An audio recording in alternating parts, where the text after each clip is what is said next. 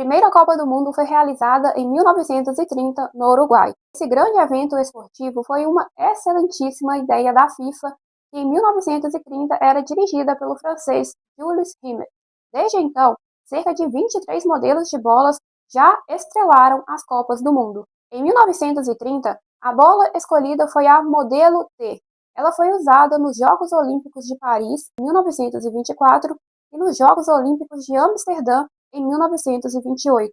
Isso passava mais segurança para os organizadores do evento, sabendo que era uma bola que já havia apresentado durabilidade em outros grandes eventos. Seu nome foi escolhido por ela possuir 11 tiras de couro em formato de T. As primeiras bolas das Copas do Mundo eram costuradas à mão e ainda não recebiam nomes icônicos. Em 1950, tendo o Brasil como país sede, nosso país foi o primeiro a apresentar uma bola de futebol sem a vedação de cadarços, o que proporcionava mais uniformidade para as bolas. Indo para os nomes, modelo T, Allen, Federale 102 e Super Bowl duplo T foram alguns dos nomes das bolas utilizadas nas Copas até 1950. Bem sem sal os nomes, pelo menos eu acho.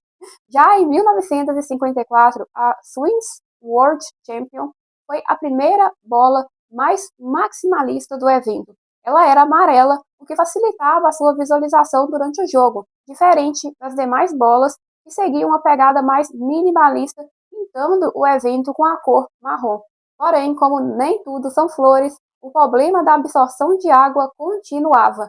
Em 1958, aos 17 anos de idade, Pelé estreou na Copa do Mundo, onde ajudou o Brasil a ser campeão mundial pela primeira vez.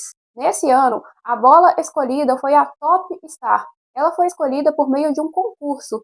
102 bolas, sem os nomes dos fabricantes, foram enviadas à FIFA para que uma ganhasse os corações dos jurados. A partir de 1962, algumas evoluções interessantes das bolas das Copas do Mundo são: 1962, foi usada na Copa do Mundo a primeira bola com válvula de látex, recurso que a mantinha cheia por mais tempo. 1970, a Adidas foi nomeada fornecedora oficial das bolas das Copas do Mundo. Essa parceria se mantém até hoje. Ainda em 1970, o design da bola foi tão marcante que se tornou a forma mais comum de representar uma bola de futebol em todo o mundo, e o seu nome, Telstar, foi uma homenagem ao satélite responsável por permitir, pela primeira vez, a transmissão ao vivo por TVs internacionais.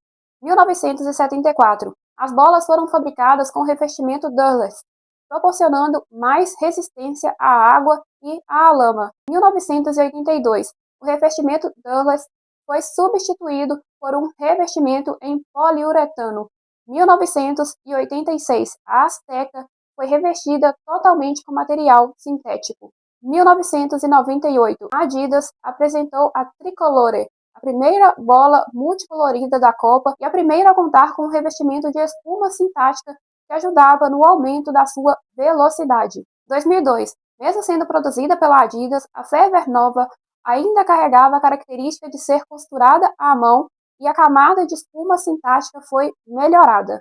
2006, o design da bola foi sendo aprimorado e em 2006 ela estava a menos de 1% de se tornar uma esfera perfeita. E pela primeira vez, o design da bola da grande final contava com os nomes das duas equipes, o estádio, a cidade, a data e o horário do início do jogo. 2010, a Jabulani foi feita com uma textura Grip and Growth, proporcionava aderência perfeita e maior controle em todas as condições climáticas. 2014, a Brazuca passou pelo maior teste de qualidade comparado com as demais bolas das Copas. 600 jogadores profissionais, 30 equipes de cientistas e testes laboratoriais testaram a sua qualidade antes da Copa e mais de 1 milhão de pessoas escolheram o seu nome. 2018. Até o Star 18 foi estruturada com 6 painéis texturizados e colados. Ela já não recebeu a costura como vedamento. 2022. A Al Hilal foi a 14ª bola produzida pela Adidas e foi considerada a bola mais rápida no ar comparada com as demais bolas das Copas. 2026. a Trionda homenageou os 3 países sedes da Copa do Mundo em seu nome. Pela primeira vez, a Copa ocorreu em 3 países. Ela possui um chip de sensor de movimento que envia dados para o sistema de árbitro de vídeo, o famoso VAR, em tempo real, auxiliando em tomadas de decisões mais certeiras. Depois de descobrir todas essas curiosidades que envolvem a evolução das bolas das Copas do Mundo, vamos aos aprendizados que podemos tirar de tudo isso. E já deixo claro que vem muita coisa boa por aí. Vamos lá! É muito interessante e estratégico a FIFA, desde a primeira Copa do Mundo, nomear as bolas. A partir do momento que você personifica esse elemento, fica muito mais fácil construir uma história em torno dele. A modelo T, por exemplo, que foi a primeira bola da Copa do Mundo, tem um nome e a partir disso você consegue criar uma história para ela. Exemplo, a modelo T foi a bola oficial da primeira Copa do Mundo, evento que viria a se tornar o maior do meio esportivo mundial. Recebeu esse nome por ter sido construída a partir de 11 tiras no formato da letra T. Junto aos jogadores, ela protagonizou em 1930 alguns jogos da Copa após ter sido uma das estrelas dos Jogos Olímpicos de 1924 e de 1928. Apesar da sua força física acima da média, ela não esteve sozinha durante a Copa de 1930. Outra bola, a Tiento, também teve os seus momentos de estrelato. Porém, quem fechou com chave de ouro a primeira Copa do Mundo foi a modelo T, ajudando o Uruguai a consagrar-se campeão em uma virada histórica contra a Argentina. Obrigada, Uruguai, por nos dar essa felicidade. Percebeu como a personificação leva à humanização? Atualmente, marcas como a Magazine Luiza e o Duolingo fazem isso com a Lu Magalu e o Duo, respectivamente. Ambos se tornaram personagens significativos dessas marcas. Todavia, ainda que a FIFA tenha acertado inicialmente a personificação das bolas das Copas, ela ainda errou em um ponto. Faltava um molho para esses nomes. Muitas bolas eram nomeadas a partir de suas características físicas ou a partir de quem a havia fabricado. Então, elas não geravam uma identificação com os torcedores ou com pelo menos os torcedores do país sede da Copa. Todavia, essa história foi mudando com o passar dos anos, especialmente após a Adidas firmar parceria com a FIFA e se tornar fornecedora oficial das bolas das Copas do Mundo em 1970, ano em que o Brasil venceu a Itália e sagrou-se tricampeão mundial. Essa Copa ocorreu no México. Em 1970 e 1974, elas ainda buscavam homenagear coisas que não faziam ligação com o país sede. Em 1970, a bola foi chamada de Telstar para homenagear o satélite que, naquele ano, permitiu que a Copa fosse transmitida internacionalmente em tempo real. Em 1974, ela foi chamada de Telstar Dazzler, sendo Dazzler o nome do revestimento que a envolvia. Ambos os nomes são significativos, mas não geravam uma identificação direta com o país sede.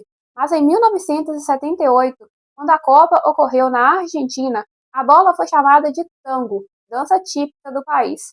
Em 1982, na Espanha, ganhou o nome de Tango Espanha. Em 1986, no México, chamou-se Azteca. Em 1990, na Itália, foi chamada de Etrusco Unico. Tanto em 1986 quanto em 1990, a bola recebeu o nome de povos originários dos países sede.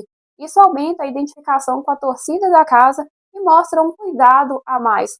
Mostra que tudo foi pensado nos mínimos detalhes, até mesmo a bola, para que o país sede se sentisse realmente representado e fosse homenageado por abrir as suas portas para a Copa do Mundo. Isso seguiu-se pelos anos posteriores, como a Brazuca, bola que protagonizou a Copa de 2014 no Brasil.